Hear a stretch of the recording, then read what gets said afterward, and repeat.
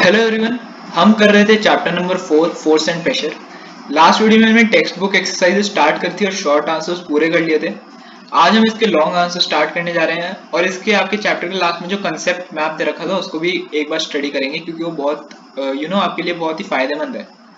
सो start करते हैं answer the following questions long वाले। फर्स्ट है हमारे पास, define force. Is it necessary for the two bodies to be in direct contact for a force to exist between them? तो force को हम कैसे डिफाइन कर सकते हैं? Force is a push or a pull on an object resulting from its interaction with another object. मतलब force क्या है? ये एक पुश या फिर पुल है किसी भी ऑब्जेक्ट पे। क्यों होता है और वो पुश और पुल? जब वो किसी और बॉडी के साथ या फिर किसी और ऑब्जेक्ट के साथ इंटरेक्ट करता है, मतलब किसी और बॉडी के साथ इंटरेक्शन होती है उसकी, मतलब कुछ भी होता है, जैसे वो उसके क्लोज गया तो तब भी फोर्स लगी, नॉन कॉन्टैक्ट फोर्स, या फिर उससे टकराया, कुछ भी हुआ, इंटरेक्ट किया उससे तो उसे पुश या पुल लगी। दिस इज फोर्स, ये हम पढ़ चुके हैं काफी बार। Next, is it necessary for the two bodies direct contact? तो ये जरूरी नहीं है कि वो हमेशा डायरेक्ट कॉन्टैक्ट में हो। हमने नॉन कॉन्टैक्ट फोर्स पढ़ा है जिसमें वो डायरेक्ट कॉन्टैक्ट में नहीं होती। The body may or may not be in direct contact for a force to exist between them. Even if the two physical bodies are not in contact with each other, still a force can exist between them known as non-contact force. मतलब अगर दो physical bodies नहीं है contact में तब भी उनके बीच में फोर्स लग सकती है और उस तरीके के फोर्स को हम कहते हैं नॉन कॉन्टैक्ट फोर्स। ये हमने पढ़ा है और इसके एग्जांपल हमने देखे हैं, magnetic force, electric force, gravitational force, ये सारी नॉन कॉन्टैक्ट फोर्सेस हैं। जैसे मैग्नेटिक फोर्स है तो आप दो मैग्नेट्स को आसपास रख दो, अब जरूरी थोड़ी ना कि वो टकराएंगे तभी फोर्स लगेगा। अगर हम दूर भी रखते हैं तो भी लाइक पोल्स रिपेल और अनलाइक पोल्स अट्रैक्ट करते हैं, काफी बेसिक एक्टिविटी है। इलेक्ट्रिक फोर्स होता है पॉजिटिव चार्ज पॉजिटिव को रिपेल करता है, नेगेटिव को अट्रैक्ट करता है। ग्रेविटेशनल फोर्स पूरे वर्ल्ड में, पूरे यूनिवर्स में कॉमन है, हम सब ने देखा है। देखा क्या मतलब, हम सब फील करते हैं। सो ये आपका फर्स्ट क्वेश्चन पूरा हुआ। सेकंड हमारा आता है, in the following situations identify the agent exerting force and its effect. तो फर्स्ट आता है हमारा squeezing of lemon between the fingers to extract juice. तो स्क्वीजिंग ऑफ लेमन में क्या यूज हो रही है? हमारी मसल्स यूज हो रही है। सो ये कौन सा फोर्स है? Muscular force by our fingers is applied which changes the shape and size of the lemon. तो जब लेमन को हम पूरा निचोड़ देते हैं, स्क्वीज कर देते हैं, तो हम देखते हैं कि लेमन का जो साइज है वो भी छोटा हो जाता है और उसकी शेप भी पूरी डिस्टॉर्टेड हो जाती है, मतलब पूरी खराब हो जाती है। So first part quite easy. Second, a person diving into a swimming pool. तो यहाँ पे हमें देखना है कि एजेंट जो फोर्स लगा रहा है वो वाटर है। एजेंट फोर्स मतलब एजेंट वाटर है because in this case the object is a person. Object जो पर्सन है, तो जब वो स्विमिंग पूल में जाता है तो उसके लिए डिफिकल्टी होती है स्विम करने में। क्यों?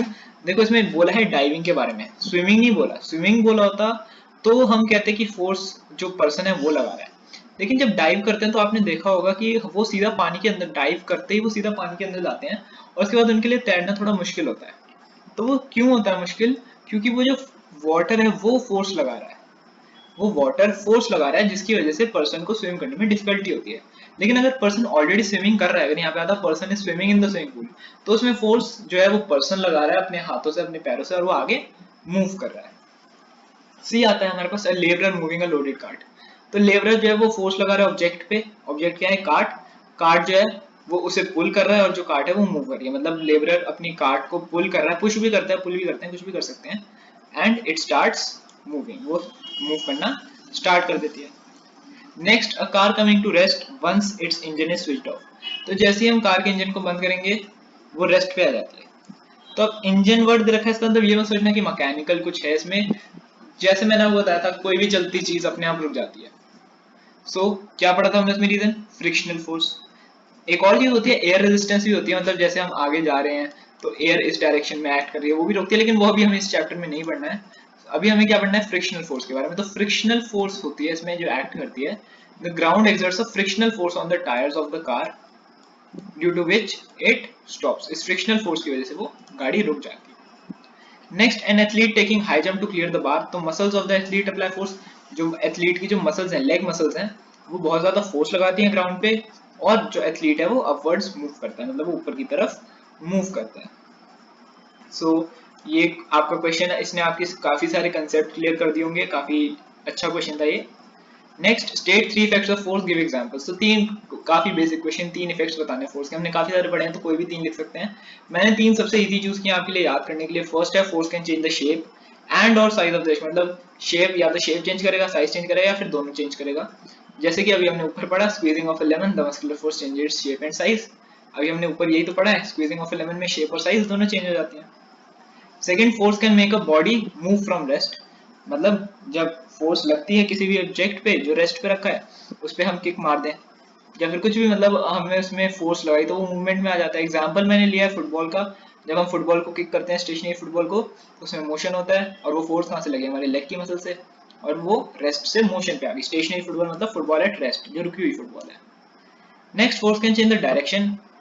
इसका एग्जांपल काफी मैंने कॉमन लिया, बैट्समैन जब फास्ट बॉल को करते हैं, hit the fast incoming ball towards him to a different direction by the force of bat he swings, मतलब जब बैट्समैन की तरफ बॉल आती है तो वो सीधी आ रही है, वो अपने बैट को घुमाता है, और जैसे ही वो अपने बैट को घुमाता है जो बॉल की डायरेक्शन है वो कम्प्लीटली चेंज हो जाती है, किसी भी डायरेक्शन में जा सकती है वो ball. Fourth, state the force acting on a school bag held above ground in your hand. Why do these force doesn't change in state of motion? अब जब आपने एक स्कूल बैग अपने हाथ में पकड़ रखा है, ग्राउंड के ऊपर, ग्राउंड पे नहीं रखा, हाथ में पकड़ रखा है, तो आप देखते हो ना कि आपको भारीपन सा तो लगता है, मतलब फोर्स तो लग रही है कुछ। तो इसमें दो फोर्स एक्ट करती हैं, gravitational force of earth and muscular force of our arm. और भी फोर्सेज हैं माइनर फोर्सेज, जैसे हमारे हाथ और बैक के बीच में फ्रिक्शनल फोर्स है, तभी हमने उसे पकड़ रखा है, लेकिन अभी हम उसके बारे में बात नहीं करने वाले। अभी हमें दो फोर्सेज के बारे में बात करनी है इस क्वेश्चन में।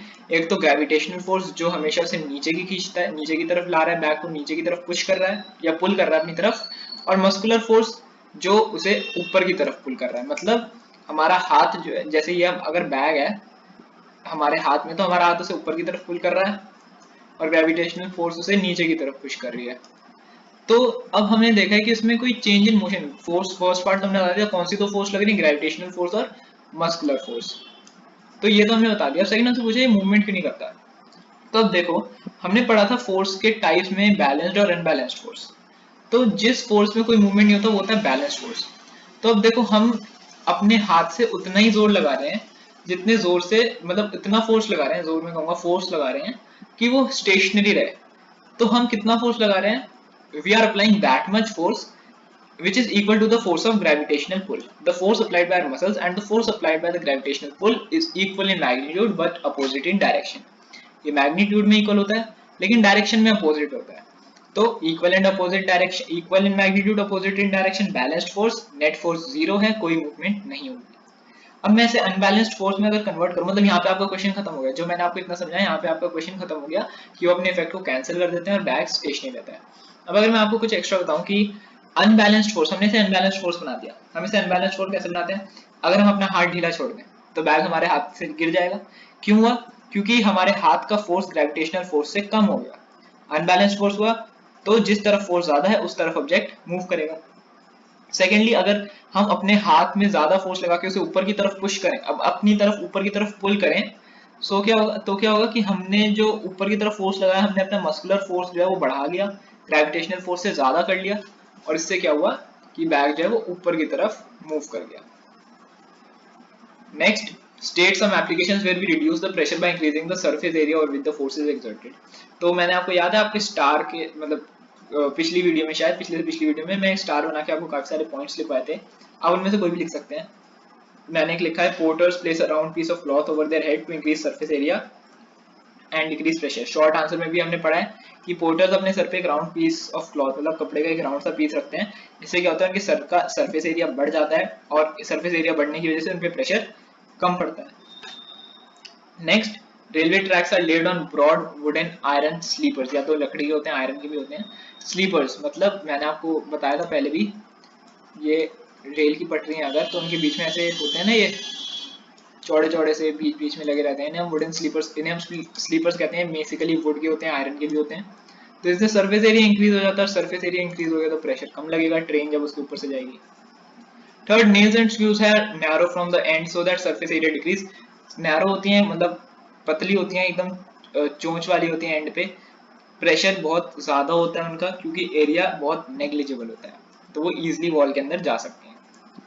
Tanks and bulldozers are caterpillar tracks. Tanks और बुलडोजर्स के जो वो होते हैं व्हील्स होते हैं वो काफी अलग होते हैं। डैम्स के जो बेस होता है वो बहुत ब्रॉड होता है। इन सब का रीजन आप लिख सकते हैं, ब्रॉड बेस है या फिर कैटरपिलर ट्रैक्स हैं तो सरफेस एरिया बढ़ जाता है और प्रेशर जो है वो कम हो जाता है। और भी काफी सारे पॉइंट्स हैं, आप कुछ भी लिख सकते हैं इनमें से। स्नो शूज वाला हमने, मेरे को एक और पॉइंट याद आया अभी, स्नो शूज वाला हमने पढ़ा था लास्ट शॉर्ट क्वेश्चंस में, अब वो भी यहाँ पे लिख सकते हैं। 6th, discuss the variation in atmospheric pressure with altitude. ये वाला क्वेश्चन बहुत इंपॉर्टेंट है,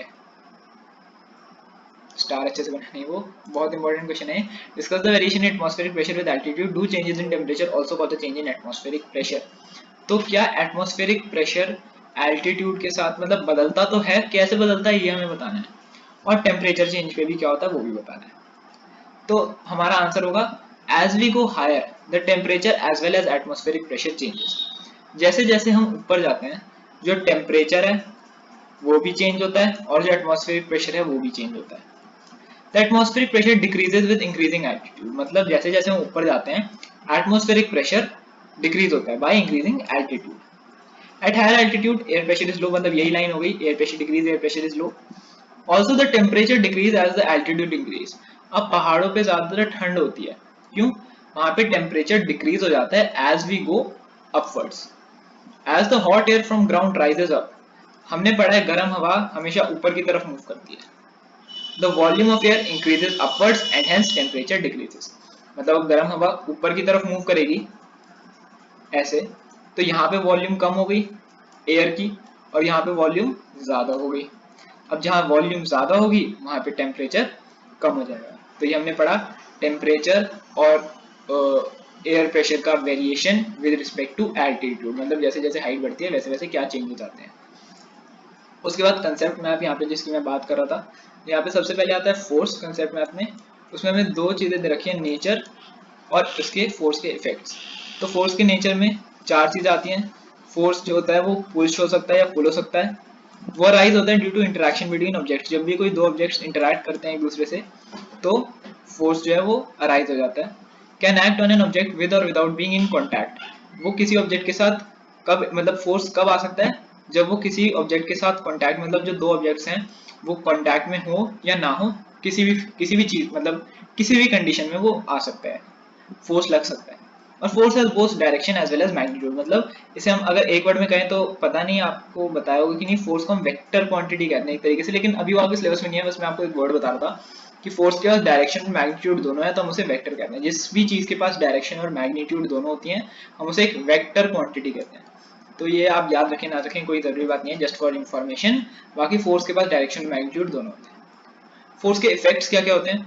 may cause change in state of rest of an object, वो चेंज ला सकता है स्टेट में ऑफ रेस्ट या फिर रेस्ट में या फिर मोशन में of an object. May cause change in state, अच्छा ये दो अलग अलग पॉइंट्स है सॉरी, एक तो स्टेट ऑफ रेस्ट है उसको चेंज कर सकता है, स्टेट ऑफ मोशन है उसको चेंज कर सकता है, और साइज और शेप को भी चेंज कर सकता है। ये कंसेप्ट में आप फोर्स के लिए था। अब अगर आपको कोई मतलब मान लो कोई क्वेश्चन पेपर में आ गया जो आपको नहीं आता, तो आप इसको अगर आपको अच्छे से आता है, फोर्स का ये मैप या कंसेप्ट आपको अच्छे से क्लियर है, तो आप खुद से बना के लिख सकते हो। तो शायद पूरे नंबर ना मिले लेकिन कुछ ना कुछ तो मिलेगा, आप मतलब एकदम ब्लैंक नहीं बैठे रहोगे। प्रेशर का पढ़ते हैं। प्रेशर दो तरीके का होता है, दो नहीं एक्चुअली तीन तरीके का होता है। सॉलिड प्रेशर, सॉलिड प्रेशर काफी easy, pressure equal to force upon contact area, इसके बारे में और कुछ नहीं है। फिर ये लिक्विड प्रेशर, मैं कहूंगा यहाँ पे गलत ही लिखा है कि लिक्विड प्रेशर नहीं होता, एक्चुअली फ्लूइड प्रेशर होता है। ये जो ब्रैकेट में लिखी है ना ये चीज सही है, क्योंकि लिक्विड क्या हो गया, तीन स्टेट्स हमने पढ़ी है, solid liquid gas, solid liquid gas हमने पढ़ा है। सो सॉलिड तो यहाँ पे आ गया। अब लिक्विड और गैस को हम एक साथ पढ़ते हैं फ्लूइड्स। ये अभी मैं एक्स्ट्रा क्वेश्चंस कराऊंगा अगली वीडियो में, उसमें मैंने फ्लूइड्स के बारे में मेंशन किया। तो फ्लूइड जो होता है वो लिक्विड भी होता है और गैस भी होता है। तो हम जो प्रेशर पढ़ते हैं वो लिक्विड के लिए भी पढ़ते हैं और गैस के लिए भी पढ़ते हैं। तो यहाँ पे एक्चुअली फ्लूइड प्रेशर होना चाहिए था। फ्लूइड प्रेशर में लिक्विड और एटमॉस्फेरिक दोनों प्रेशर आ जाते हैं। प्रेशर लिक्विड कॉलम में कैसे होता है, height of liquid column into density into acceleration, ये फॉर्मूला है प्रेशर का। ये था सॉलिड प्रेशर के लिए। अब लिक्विड या फ्लूइड प्रेशर आता है तो फॉर्मूला क्या होगा, मान लो आपको ऐसे दे रखा होगा, ये कंटेनर है, उसकी हाइट दे रखी है और एक्सेलरेशन ड्यू टू ग्रेविटी की वैल्यू आपको गिवन होगी, ये चीज आपको गिवन होगी, हाइट आपको गिवन होगी, डेंसिटी गिवन होगी, डेंसिटी की वो जो लिक्विड है उसकी डेंसिटी कितनी है वो डेंसिटी आपको गिवन होगी, और आपको निकालना क्या होगा, प्रेशर, या फिर मतलब एक्सेलरेशन ड्यू टू ग्रेविटी हमेशा गिवन होती है। इन तीनों में से कोई भी दो चीजें देके आपको तीसरी चीज निकालने को पूछा जा सकता है, तो ये न्यूमेरिकल बन जाता है यहाँ पे। और इसकी चार प्रॉपर्टीज क्या होती हैं, इंक्रीजेज विद डेप्थ, जैसे जैसे डेप्थ बढ़ती है वैसे वैसे ये इंक्रीज होता है। Depends upon the density of liquid, किस डेंसिटी का लिक्विड है, मतलब लिक्विड का नेचर क्या है उस पर डिपेंड करता है। Acts equally in all direction, सारी डायरेक्शन में जो एक्ट होता है इसका वो इक्वल होता है। Does not depend on the shape of the container, ये कंटेनर की शेप पे डिपेंड नहीं करता, मतलब कंटेनर कैसी भी शेप का हो सकता है, इसमें प्रेशर ये ऐसा भी हो सकता है, फनल टाइप भी हो सकता है, बॉटल टाइप भी हो सकता है, कैसे भी हो सकती है शेप, लेकिन इसका जो प्रेशर का जो इफेक्ट है ये सेम रहेगा। यहाँ पे हमने कंसेप्ट मैप पूरा कर लिया, लॉन्ग आंसर्स पूरे कर लिए, ये चैप्टर अबाउट टू ओवर है। नेक्स्ट वीडियो में एक्स्ट्रा क्वेश्चंस, फिर ये चैप्टर खत्म और अब हम फ्रिक्शन चैप्टर स्टार्ट कर देंगे। इसके बाद एक्स्ट्रा क्वेश्चंस करने के बाद वी स्टार्ट फ्रिक्शन चैप्टर।